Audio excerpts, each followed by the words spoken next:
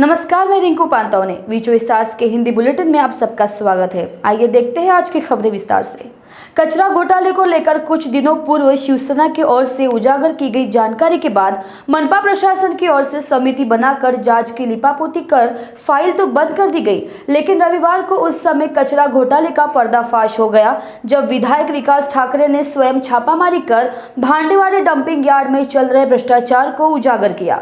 छापामारी के दौरान कचरा लेकर पहुंचे ट्रकों में आधे से अधिक मिट्टी होने की वास्तविकता उजागर हुई। नागपुर महानगर पालिका ने बीवीजी और एजी कंपनी को कचरा संकलन करने का टेंडर दिया, जिसके तहत दोनों कंपनियां शहर का कचरा संकलित कर भांडेवाड़े डंपिंग यार्ड में डंप करते हैं, तो वही वजन के हिसाब से कंपनी को उसका पैसा मिलता है, जिसके कारण कचरा संकलित करने वाली कंपनियां मिट्टी पत्थर भर कचरे का वजन करती है। ऐसी शिकायत बार बार विधायक विकास ठाकरे को मिल रही थी, जिसके आधार पर रविवार को रेड मारकर इस घोटाले का पर्दाफाश विधायक विकास ठाकरे ने किया। जिसके बाद महानगर पालिका में विरोधी पक्ष की भूमिका निभा रहे कांग्रेस ने प्रशासन पर सवाल खड़ा किया। कांग्रेस के पार्षद नितिन साठोने ने आरोप लगाते हुए कहा कि इस घोटाले में अधिकारियों की साठगांठ से ये घोटाला चल रहा है।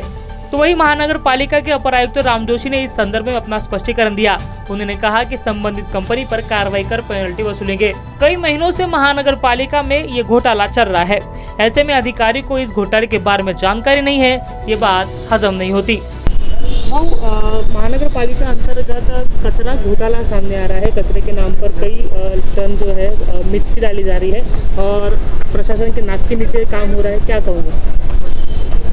पहली बात, जो कचरा संकलन होता है नागपुर शहर का, वह अभी दो कंपनियां मिलकर काम चला रही है और कचरा जो जाता है उसका वजन के हिसाब से उन कंपनियों को पेमेंट मिलता है।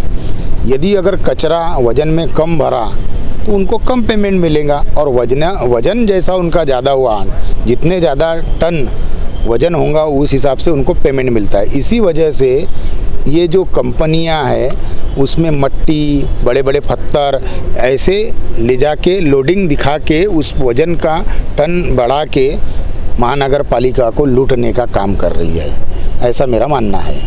प्रशासन यहाँ पर चुप दिखाई दे रहा है। प्रशासन कहता है कि कार्रवाई हो रही है, लेकिन ऐसा लूटपाट तो कई दिनों से चल रही है। अभी तो लेटेस्ट की घटना है कि हमारे शहर अध्यक्ष और पश्चिम नागपुर के आमदार माननीय विकास जी ठाकरे, इन्होंने वहाँ जाके लाइव मट्टी के भरे हुए ट्रक वहाँ पे उजागर हुए। इतनी बड़ी घटना उजागर लाने के बावजूद भी अभी तक के कंपनियों के ऊपर में ऐसी कोई कार्रवाई, दंडात्मक या कोई अनुशासनात्मक कार्रवाई की नहीं गई है, मुझे अभी तक के मालूम नहीं है। अधिकारियों की साठगांठ लग रही है इससे? डेफिनेटली इसमें अधिकारियों की साठगांठ है। यहाँ जिस टाइप से प्रोपोगंडा किया जा रहा है कि नागपुर शहर में अभी पूरा स्ट्रिक्टली काम चल रहा है, ऐसा कुछ दिख नहीं रहा है। और इस टाइप से अभी तक के कंपनी के नाम पे जो कंपनियां यहाँ इस विषय में काम कर रही है उसमें तो ब्लैकलिस्टेड भी हो चुकी कंपनियां हैं। तो इसका पार्श्वभूमि तपासते हुए प्रशासन ने कठोर कार्रवाई करना चाहिए, हमारी अभी भी मांग है।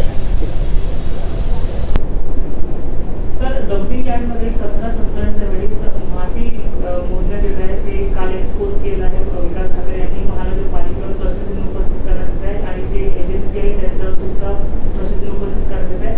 काय नेमकी कारवाई आपण त्या एजन्सीवर केली आहे किंवा त्या जे ट्रक्स आहेत जे माती भरून आणतात त्याच्या संदर्भात?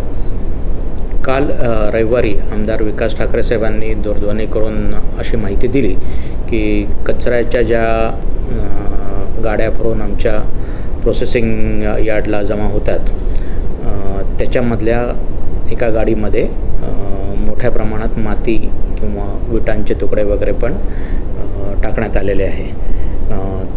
हे कळल्यानंतर आमचे अधिकारी पण आम्ही त्यांच्यासोबत तिथे पाठवले आणि जे काही प्राथमिकदृष्ट्या आम्हाला तिथे दिसलं त्याची आता सविस्तर चौकशी, म्हणजे ते वाहन कुठून आलं, कुठून हा साहित्य उचललं गेलं, हे सगळं पाहून जर कंपनी दोषी आढळल्यास कंपनीच्या ॲग्रीमेंटप्रमाणे सगळ्यात हेवी पेनॉल्टी पण त्यांना करण्यात येईल। आवश्यकता पडल्यास आणखीन कठोर कारवाई, म्हणजे जर हे सगळं मोठ्या प्रमाणात जर चेनच याच्यात गुंतलेली असेल असं जर निदर्शनास आलं चौकशीमध्ये, तर आम्ही त्यांना ब्लॅकलिस्ट करण्यापर्यंतची सुद्धा कारवाई करू शकू। या दोन कंपनीपैकी एक कंपनी NIT मधून ब्लॅकलिस्ट झाली होती, मात्र तरी NMC मधून आपण त्यांना परमिशन दिली आहे, अशी माहिती सापडली। नाही असं काही नाही आहे. Thank you. Camera person Lokesh Mohite के साथ अमित वांद्रे, वी24 तास, नागपुर। अनैतिक मामलों को लेकर उपजे पारिवारिक विवाद पर अजनी थाने के तहत आने वाले रेलवे क्वार्टर निवासी आरोपी पति विक्की रोकड़े ने अपनी पत्नी को चाकू से वार कर गंभीर रूप से जख्मी कर फरार हो गया।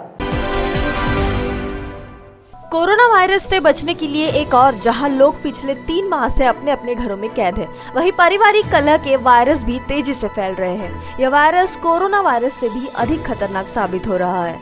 ऐसे ही एक मामले में अजनी थाने के तहत आने वाले रेलवे क्वार्टर पर रहने वाले आरोपी विक्की रोकड़े ने बीते रविवार को सुबह करीब 10 बजे अपनी पत्नी पर चाकू से वार कर फरार हो गया। जानकारी के अनुसार पत्नी नयन रोकड़े ने अपने पति विक्की रोकड़े से घर में रहकर बच्चों के साथ खेलने के लिए कहा, जिसे लेकर दोनों में तू मैं शुरू हो गई।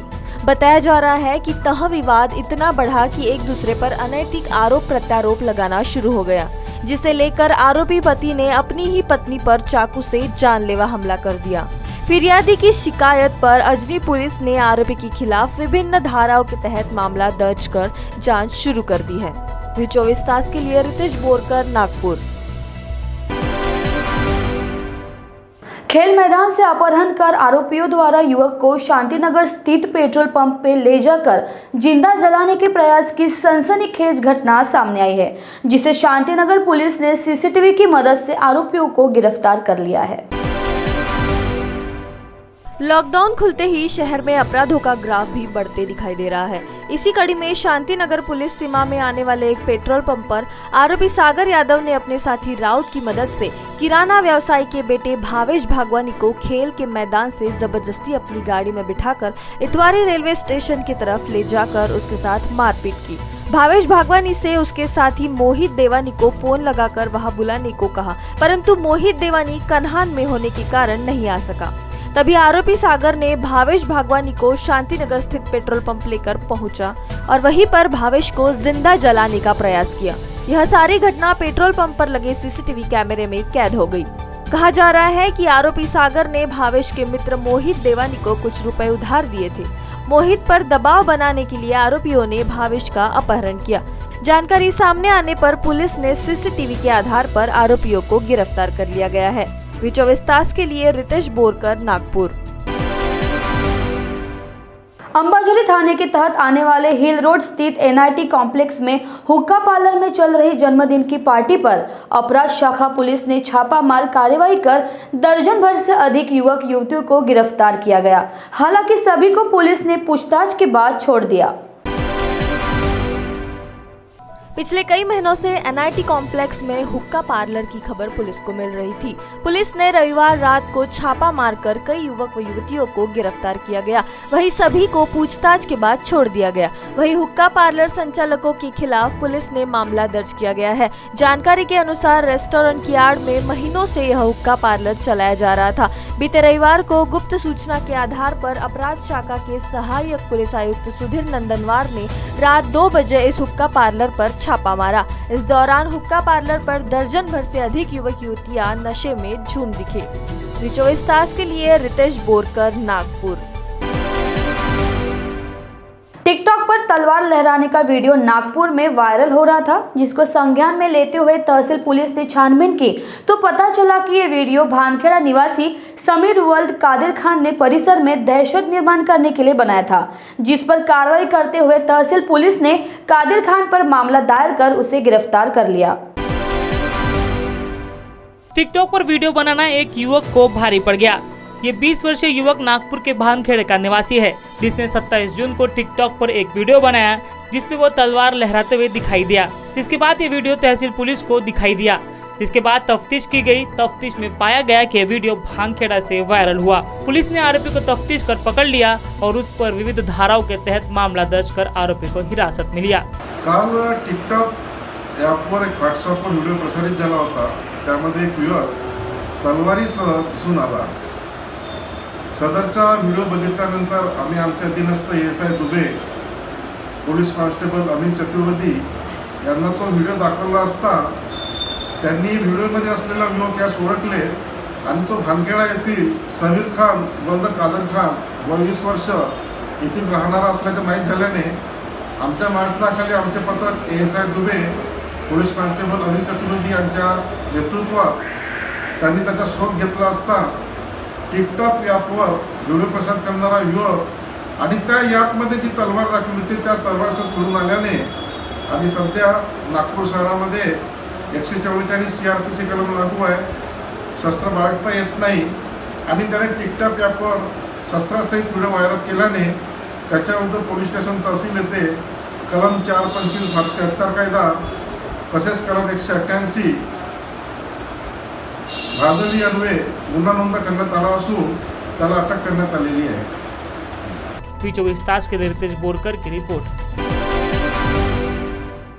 हिंदी बुलेटिन में आज के लिए बस इतना ही। देखते रहिए V24 तास। नमस्कार।